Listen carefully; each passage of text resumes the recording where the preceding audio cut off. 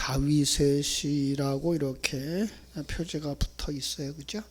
다윗이 그 백성이 그 이스라엘을 노래한 지혜의 시다 이렇게 표제들을 붙입니다.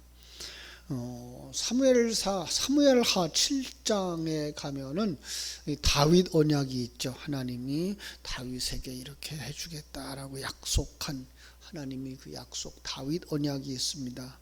그 다윗 언약에 의하면 선민 이스라엘은 이제 그 유일하고도 영원한 왕가, 그 첫 왕으로 세움받은 다윗이 영원한 왕으로, 그러니까 정치적일 뿐만 아니라 좀 그 신앙적인, 그래서 세속적일 뿐만 아니라 영적인 지도자로서의 백성들을 통치하는 자라 이렇게 이야기를 할 수가 있거든요. 그래서 그가 바로 영적인 면에서 또 세상적인 그 통치자로서의 안목을 가지고 이 시를 썼다고 이렇게 볼 수가 있는 것입니다. 특별히 이제 다음에 우리가 볼 수 있는 37편도 연결되어 있어요. 동일한 주제로 서로 다른 각도에서 이렇게 다루고 있어서 여러분들이 36편과 37편을 같이 읽으시면 더 유익할 수 있고요. 37편은 한번 더 깊이 다루어 보도록 하겠습니다. 오늘은 36편입니다. 인생 전반에 대한 지혜의 근거를 구속사 사상에 두고서 있다는 점, 구약의 지혜 문학이 다 그렇게 얘기를 하고 있고요. 성경이 다 그렇게 묘사하고 있죠. 구속사를 사상 그 중심에 두고 있어요.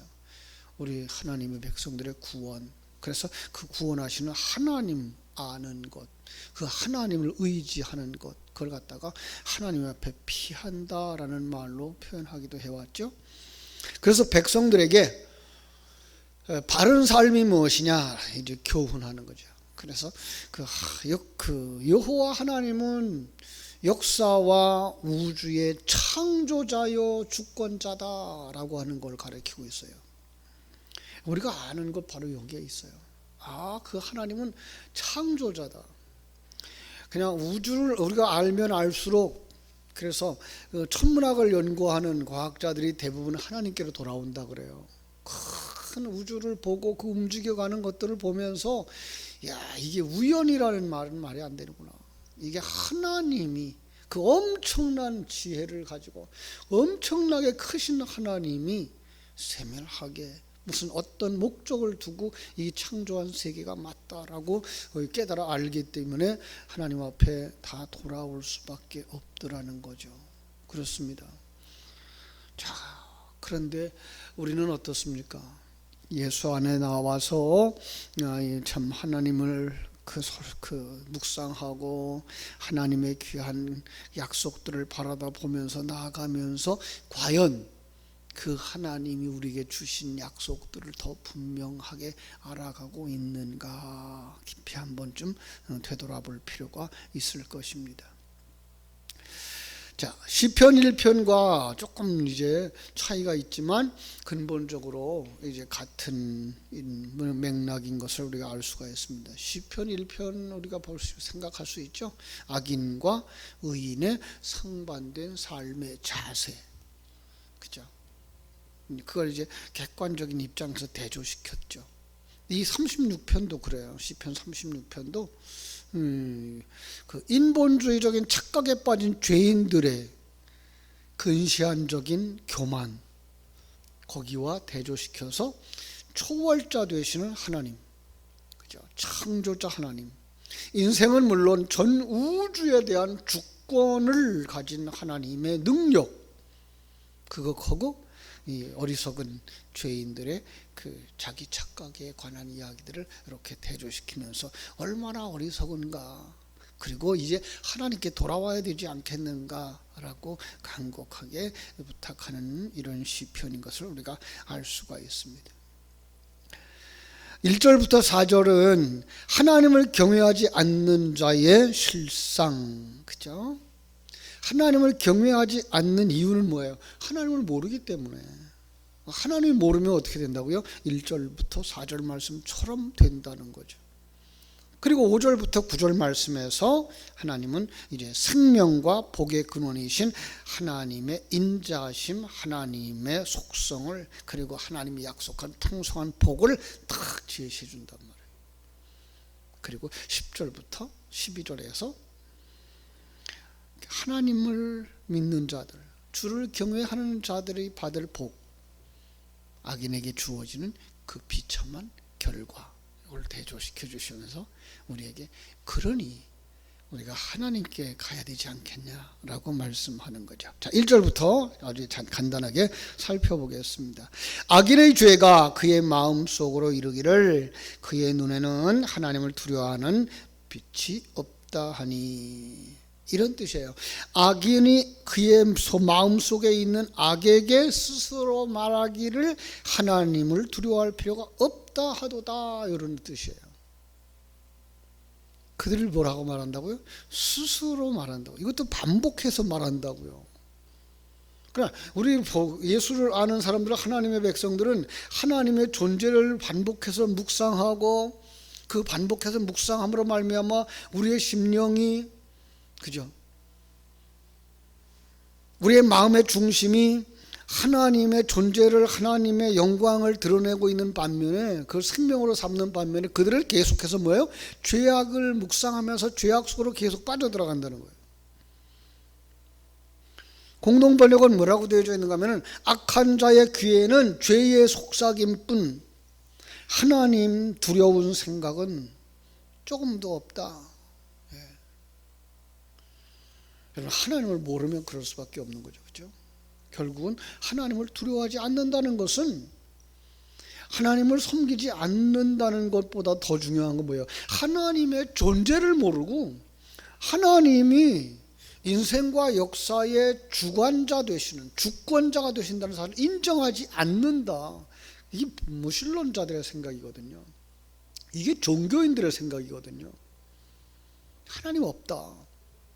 심지어는 뭐라 그래요? 종교인들은 하나님은 있지만 이거 창조해서 우리에게 다 맡겨놓고 멀리 떠나 계시다, 그래서 우리들의 형편을 하나님은 모른다, 이렇게 이야기를 하죠. 아니요. 그러면 우리는 어리석은 자들의 생각에 빨려 들어가면 안 됩니다. 그래서 2절은 말합니다. 그가 스스로 자랑하기를 자기 죄악은 드러나지 아니하고 미워함을 받지도 아니하리라 한다. 자랑한다, 이 단어를 아첨하는 행위, 위선적인 행위, 이렇게 볼 수 있어요. 그러니까 자기들의 생활, 즉 자기들이 살아가는 그 사상, 여기는 그걸 뭐라 그래요? 그걸 악행이라고 말하죠. 이 악행이라 그래서 오늘 우리가 생각하고 있는 윤리 도덕적인 악을 행하는 자들, 이렇게만 부를 것이 아니고요, 하나님을 인정하지 않는 자의 그 삶 속에, 그 생명 속에서 나오는 모든 삶을 뭐라 그래요? 악행이라고 이렇게 묘사하거든요. 그건 뭐예요? 하나님을 정당화하지, 하나님을 인정하지 않는 거죠. 그들의 스스로의 삶을 정당화하면서 이게 옳다라고 주장한다는 거죠. 거기서 나오는 말이 뭐예요? 3절. 그의 입에서 나오는 말이 죄악과 속삭임이라. 그의 지혜와 선행을 그쳤도다. 그는 지혜와 선행을 그쳤도다. 그들이 그 생명 없는, 하나님의 생명 없는 사단의 생명에 의해서, 세속적인 가치관에 의해서 나오는 그들의 말은 뭐예요? 죄악이요 속임이라. 무엇과 대조를 이루고 있어요? 하나님의 지혜와 하나님의 선행과 대조를 이루고 있는 거죠. 자, 따라서 하나님이 그 악행을, 그들이 선행을, 지혜와 선행을 그쳤다는 말은 그들이 하나님을 경외하거나 하나님에게 순복하지 아니하고 자신이 죄악에 물든 성향을 쫓아서 제 마음대로 사는 상태를 말하고 있는 거예요. 이건 하나님 주권적인 삶과 대조를 이루는 인본주의적이고 세속주의적인 인생관을 소유하고 살아가는 자들이 모습인 거죠. 그들은 어떻게 살아요? 4절 우리 한번 같이 읽어볼까요? 시작. 그는 그의 침상에서 죄악을 꾀하며 스스로 악한 길에 서고 악을 거절하지 아니하는도다. 시편 1편의 악인의 모습이죠. 시편 1편은 복 있는 사람을 뭐라 그래요? 악인의 꾀를 좇지 아니하고 죄인의 길에 서지 아니하고 오만한 자의 자리에 앉지 아니하고 이렇게 말하죠.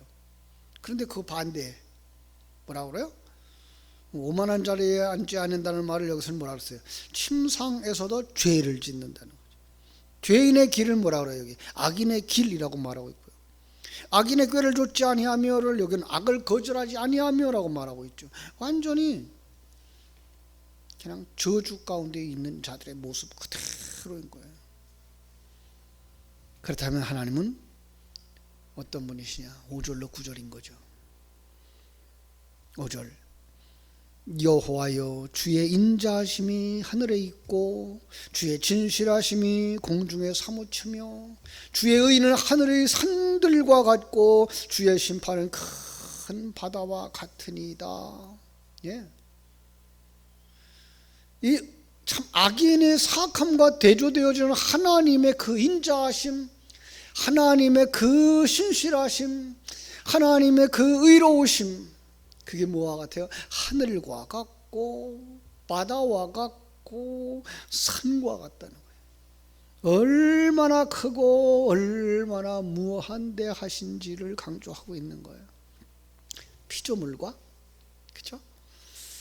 하나님을 이렇게 대조해 놓고 인간이 얼마나 어리석은가를 비교하면서 하나님이 얼마나 크고 변함이 없는 분인가를 딱 보여주는 거죠. 하나님은 변함이 없어요.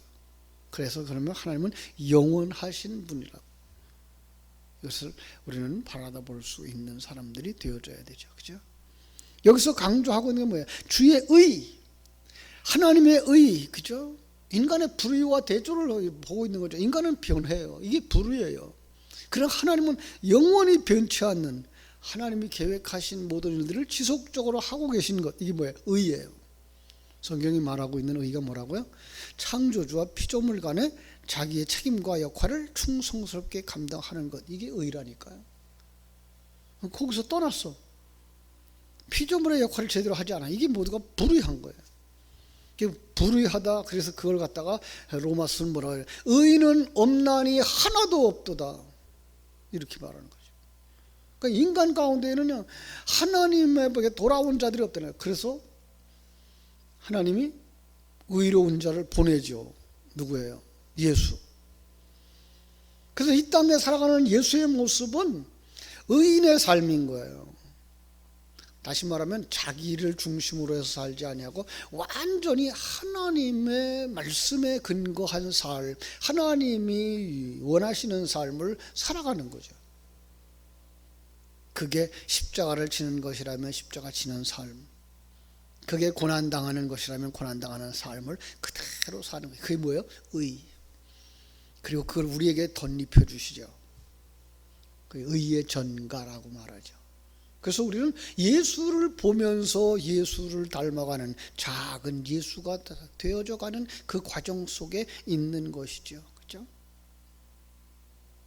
정말 7절 말씀은 이렇게 말하고 있어요. 하나님이여 주의 인자하심이 어찌 그리 보배로우신지요. 그래서 사람들이 주의 날개 그늘 아래에 피하나이다.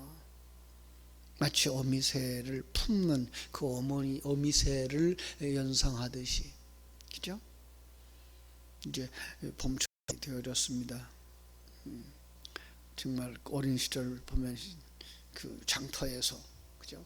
또 우리 어린 학생들 학교 다닐 때 학교의 문 앞에서 병아리들 키우잖아요, 그죠? 병아리 새끼 팔잖아요. 우리 어린 시절은 그거 어디서 봤어요? 어미달기 병아리 부화해가지고 끌고 다니는 모습. 그래서 무서운 다른 짐승이 달려들면 어미달기 병아리를 부르죠. 자기 다 날개 아래 품어요.